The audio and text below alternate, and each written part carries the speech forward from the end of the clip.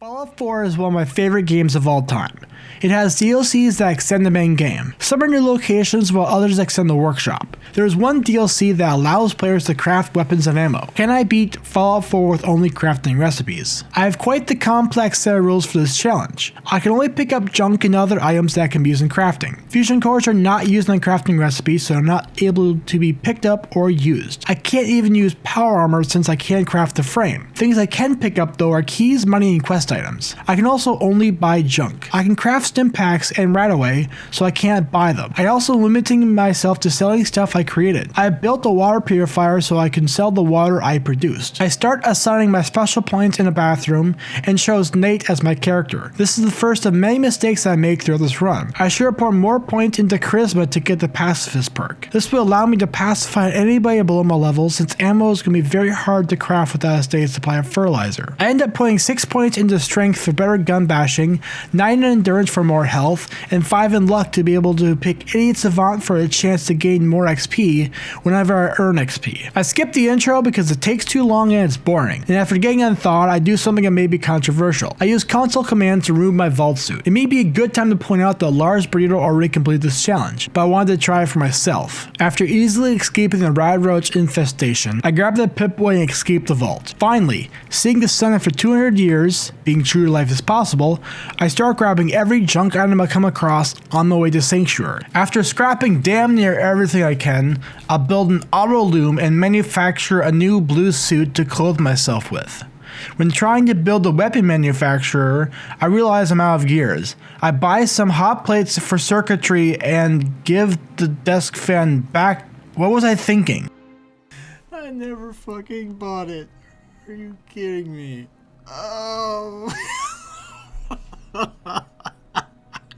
After that screw up, I finally build a manufacturer and make myself a pipe pistol. I promptly affix a bayonet to it as well since I don't have any ammo yet. When clearing the ghouls out from the shipping lockup, I notice the sky is a terrifying shade of green. Green sky means tornadoes, and I hate tornadoes. To gather ammo, I need junk. Lots of junk. Ghouls carry random junk, right? I can just loot their bodies after I kill them, but I get killed instead. After a few more deaths, I eventually make it inside to wait out the storm. This is a basement after all, I should be fine.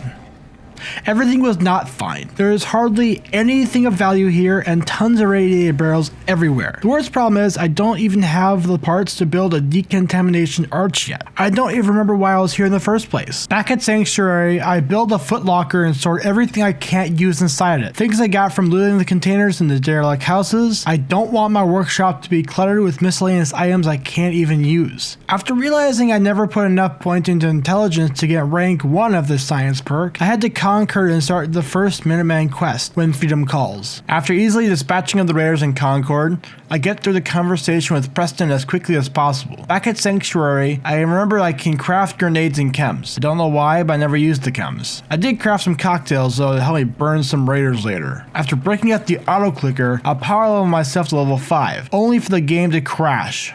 Finally, when reaching level 8, I pick Science, along with 2 points into Charisma. With the Science perk, I can now craft ammo. Ladies and gentlemen, bullets.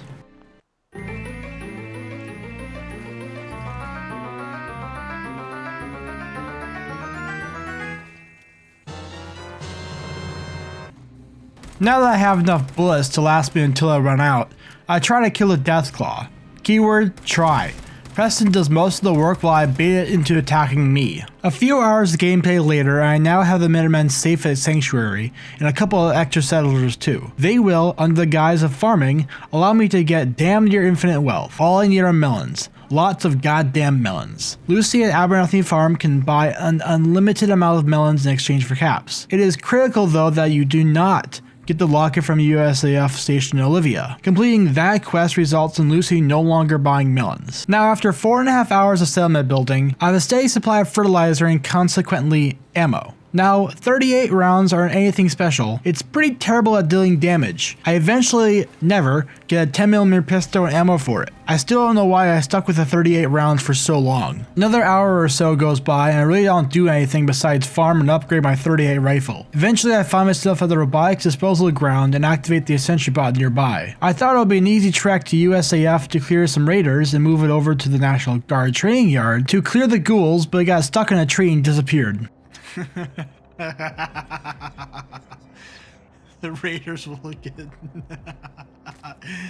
oh, it's gonna be so much fun. What? What the hell? Where'd it go?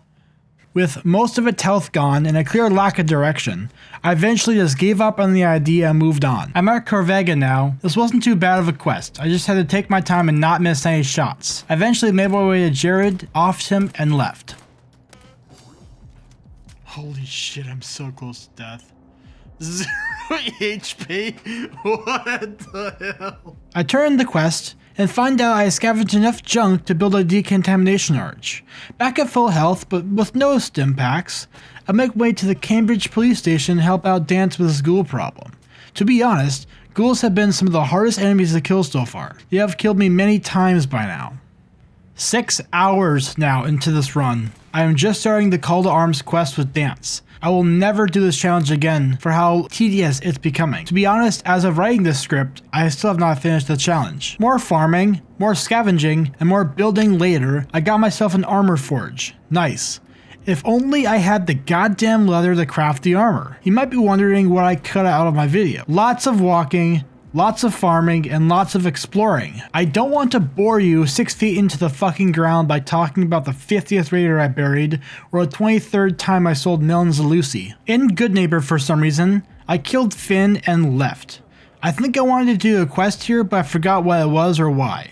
At least I don't have to spend any more time trying to find the entrance to this place. It takes me forever sometimes to actually find the fucking entrance. Over 1,000 words in now, and I think now would be a good time to mention I finally got around to saving Nick Valentine. Only took me about, Jesus, 8.5 hours to pretty much a bare minimum. Just like in real life. I think actually I still have some clothes that need to be washed. One day I'll get around to doing that. What am I yapping about again?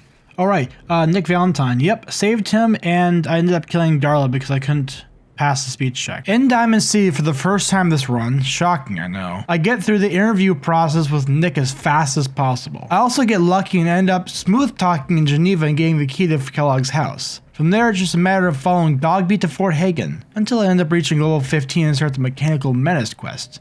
This is great! Finally I have the ability to craft a robotic companion. You know what? I know what I'm gonna do. Sorry, Dogmeat. I can craft a robot now.